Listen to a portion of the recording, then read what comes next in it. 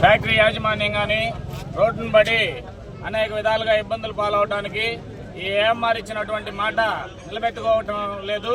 కనుక ఇలాంటి పరిస్థితి కొనసాగితే ఇక్కడ ఉన్న ఇండస్ట్రీ మొత్తం కూడా దెబ్బతినిపోయి మనకి అనేకమైన ఇబ్బందులు జరుగుతాయి. కనుక మీరందరూ సహకరించి ఏఎంఆర్ ని ఈ ఫ్యాక్టరీ యాజమాన్యానికి అనుకూలంగా పనిచేసుకునే విధంగా మాట్లాడి పెట్టవలసిందిగా మన పెద్దలందరినీ కోరటమైనది.